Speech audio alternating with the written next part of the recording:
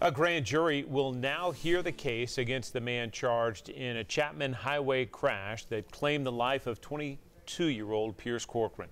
Police say Corcoran died when a pickup truck swerved into oncoming traffic and hit him head-on.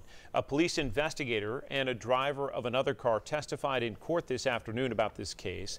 The investigator says the suspected illegal immigrant named Francisco Eduardo Franco Cambrani swerved into oncoming traffic to avoid a slowing car, and that's when he hit Pierce Corcoran.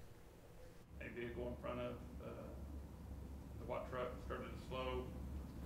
You see the white truck start to slow, and then at the last second, he swerved to the left into the oncoming across the W line, swerved to the left. Prosecutors are arguing the suspect chose to swerve into oncoming traffic, but his defense attorney says his client did not have time to react. He just reacted.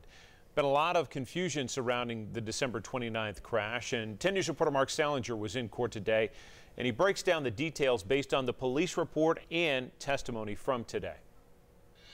So this is what I learned in court today, a little bit more about how the crash unfolded. This is Chapman Highway, a rendition of it, kind of where the crash happened. Now, this is heading southbound towards Sevier County and northbound heading back towards Knoxville.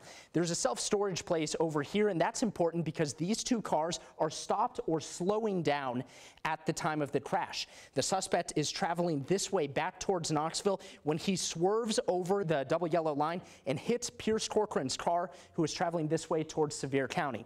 Now, there are two more cars that are involved in the crash, two pickup trucks that are also traveling towards Sevier County.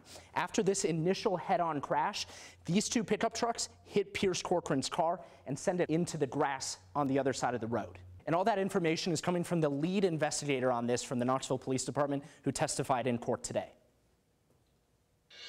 There's also video of the wreck that was played in court, though not for the public. Right now online, you can read more about the crash and what happened during today's court hearing, all online at WBIR.com. Day 27